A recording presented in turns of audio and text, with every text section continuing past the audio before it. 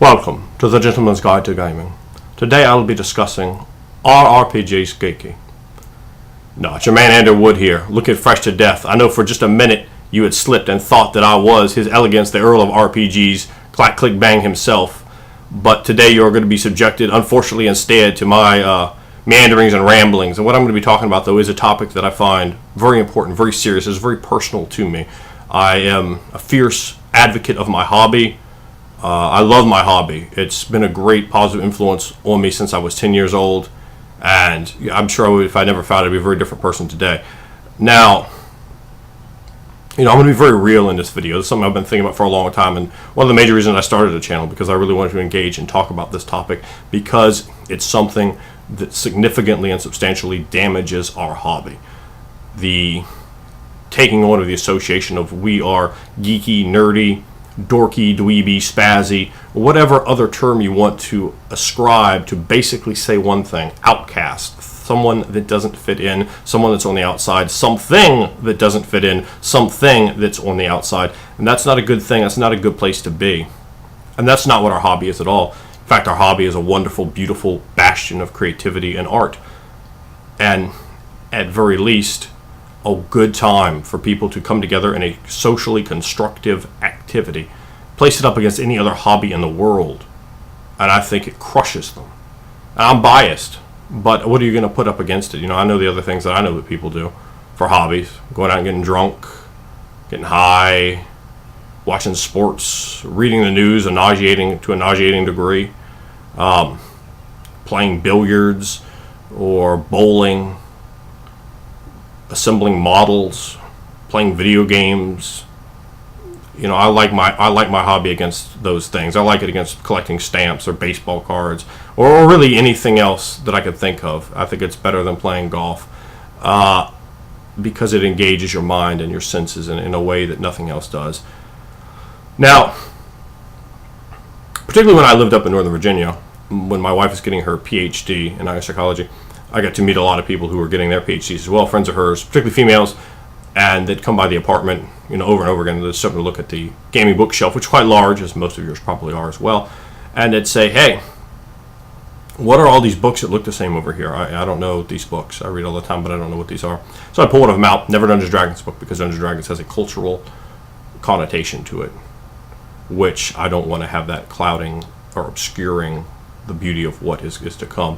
So I'll pull out a Vampire Call of Cthulhu book and open it up, and I'll sit down with her, and sometimes him, but mostly this example we're females, and I'd say, "Okay, imagine you can make anyone you want, and you're in an impromptu play, but you're not only the actress, but you have a small degree of the control of a producer and a director. Now you interact with me, who portrays all the extras, the co-stars. I portray the scenery, the city, and I engage all 5 senses you have continuously, and we peer into your mind, and you peer into my mind. Think of it like this: you take a papier-mâché mask and you build it, and you build it. Every strip is more psychology of this character, and eventually you take that and put it over your own eyes, so you have a completely different worldview to look out from, and then you step inside my head and see what is in there through the eyes of this different worldview. And that's art. That's beautiful. That's fun. That's my hobby. That's what I love. That's what I am passionate about. And I tell people that, and none of them ever said, "That's geeky, that's stupid, that's dorky." They would go, "Wow, that's awesome." And they would proceed to ask more questions. And it's, someone can say, "Wow, that's awesome," and blow you off. They don't care. But when someone continues to ask you questions, the next time they come over, ask more questions, and then say, "Okay, come on, we have to play. You have to show me this. How do I make a character? How does this work?" And then you got them. And that's the kind of people that I like to reach out to, people who are smart and creative. That's the 2 things that I look for in a player. Those are 2 very important things. We have a game that is a social activity that is completely a positive social activity. It brings people together, and is provided to the best measure we could say countless, although that is of course inaccurate, but a vast degree of hours of fun for a vast number of people, and at its best points has achieved artistic merit and that beauty that is brought from that. Now, that's what how I try to explain the game, how I try to put it over, and how I try to make sure people can understand it. Because I don't like the idea of pushing this off as something that is for outsiders who don't have friends and sit around and live in their mother's basement and weigh 450 pounds and have never been on a date with a girl. Those people themselves may well be geeky. What role-playing is and what role-playing games are is not. And I'd really like to openly discuss that with the community. I would love to get video response to this. I would love to have people comment on this and explain that, and explain, if you understand the amount of damage we do to the hobby by promoting that, by channels like Kurt Wiggles, Game Geeks. I can't stand that sort of name, because people go, oh, that's geeky, and they turn away from it because they aren't sure of themselves enough always to embrace something that might have a negative connotation onto them, where otherwise they might jump in if it became mainstream. You know, I used to be a huge pro wrestling fan, and back when I was a kid, boy, nothing was geekier than pro wrestling, right? But in the mid-90s, it became the hottest thing in the country. Everyone was watching it. Everyone was talking about it. Everyone was wearing the shirts. It was on all the radio stations. It was way hotter than anything else. The furthest thing from geeky was pop culture. And there may be a time, if we don't hamstring ourselves and we fight for it, there may be a time when role-playing games are pop culture, because they very well could be. They could achieve that level because they have a great many wonderful things to offer. And if we work against that, you know, that's on us. So, you know, I'd really like you to think about that for a minute. Now, I've heard in a few other videos, kids getting picked on, you know, in school for playing role-playing games, and that's disgusting to me. It really is. Is that something that's likely to drive these people away, put a negative connotation in their mind to role-playing games? Now, fortunately, I didn't have to deal with this. As you might take a guess from having watched my videos, I never had a problem fighting people. When I was in high school, elementary school, middle school, I used to get in fights all the time. I loved getting in fights. I loved role-playing games. I loved playing sports. I loved chasing girls. And I loved getting in fights. I loved it. So it makes a person like that very hard to bully, you know, when they have an extensive martial art background and are not only happy to fight, you know, not only won't they back down, but very happy to fight you. So I didn't have problems like that. I do remember one time I was in 10th grade, this guy, Drew, grabbed a Dark Sun book I had in my book bag, pulled it out, started trying to embarrass me in front of these two girls in class. Oh, this is stupid, look at this. I just grabbed the way and I started opening up, and they were like trying to laugh, and then I started explaining what it is and started engaging them on the topic. And they went from that situation where if I had less self-confidence, they would have just clowned me and probably, you know, I don't know, sent somebody to a real dark place inside, where I just educated them on it, and they were like, oh, well, I don't know about that.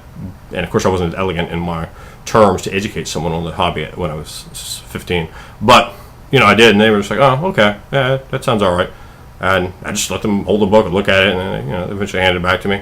I don't want an issue, but for someone that's young in the hobby that had something like that happen, that could be very traumatic to them, and it could be even worse if people are trying to be in the closet and hide from what they are. Now, just in this RPG community alone, there are you know, a lot of people that in my mind aren't geeks. The hobby itself, I don't think we can call geeky at all. Sure, we're playing an imaginary kids game, but people call you know, athletes geeky. They're playing a kids game too. Baseball, football, soccer, whatever it is, they're kids games. They're just played at another level from children. All games are kids games, of course they are. You know, but fortunately with role-playing games, you know, you're just not completely dead inside, and you're still feeling it and loving it and pushing it and having that spark of wonder and joy in life. Now, you know, I had really very carefully thought about this video for months, even months before I even started making videos. And I wanted to see exactly how I wanted to present it. Now, you know, in the high school stereotype, college or whatever, I wasn't a geek. I wasn't a nerd at all. I was like a metalhead. I was a varsity athlete in 2 sports. You know, but I don't want to sit and like just put myself over and explain that too much, because that might come out unintentionally and not the way I want it to be. But I want to talk about some of the people in the YouTube community, just as examples. But before I get to that, you know, I'd thought also about, talking about my players. The people in my group are not like that at all. Most of these guys, tough guys, been in a lot of martial arts or altercations. One was a fireman. One of them, two of them do things that aren't exactly on the up and up. So I'm not going to really discuss that. One of them used to be a singer for a metal band that came like an eyelash away from being signed. It opened up for tons of different people, with female gamers in our group as well. And that is, I played with some people actually that have even written published books for the various settings. But I'd like to also talk about the people on YouTube, and maybe you. It might be you, if you're watching this. But let's look at these people. And are you geeky? Are you? I mean, really? And what is that? Are you not fit in? Are you not part of mainstream society? Are you less than somebody else? I don't think so. I don't think you guys are. If I did, I probably wouldn't mess with you too much, in all honesty. But I look at some of these guys like Tower Guard Win or Samwise Tim. I mean, these are two really just genuine nice dudes from everything that I've seen, thoughtful and considerate, and so I don't see how anyone's gonna give these guys a problem. Look at Aaron. This guy's a loving father, two beautiful kids, and just a legitimately smart guy with a mind for deconstructing and analyzing things. So I mean, that's not geeky at all, man. That's cool. Yeah, look at Webhead. This guy's a very collected, very thoughtful, very calm guy. Clearly also a very smart guy as well. You look at my man Brady, Penguins, whatever numbers you have in there. Guy has great energy, a great sincerity to him, and a lot of wisdom in that guy. So that's very, very cool. That's not geeky to me. That's not the kind of thing that's this outcast. Look at Meta Rockwell. I mean, this guy pretty much just oozes coolness. He's just like frenetic, artistic energy that oozes on. I'd love to hang out with this guy and play with him and see how his strange but awesome mind kind of puts together all these different ideas and spins around and bounces back things. Definitely, you're in Virginia, man. You definitely would be someone I'd be very interested in playing with. You look at the guy's parodying a little bit in the beginning of the video. The man who his elegance. I mean, the Earl of RPGs, Matthew, gentleman, click bang. I think I said it right there. This guy is extremely well spoken, well dressed, a gentleman, well mannered individual that's going to fit into polite society. How's he a geek? That doesn't fit to me at all. Look at my man. I'll save the person that I know the best in the RPG community for last. You look at Rob Pepper. This guy, he's put himself over. He's a legit badass. I mean, this guy, he's a musician. He's a martial artist, and he's a real cool dude. And I just couldn't see anyone thinking that. So I mean, let's look around. Yeah, are there smelly fat losers that sit in the back of game stores all day long and do nothing but eat Twinkies and play games? Yes. Are they who defines our hobby? Are they? Should they be? Are they the people you're letting define your hobby and your image and yourself? I don't like that idea. Do you? Let's talk about it. I'd love to hear some responses. I'd love to hear some videos for this, And, thanks a lot for watching, guys. I do appreciate it.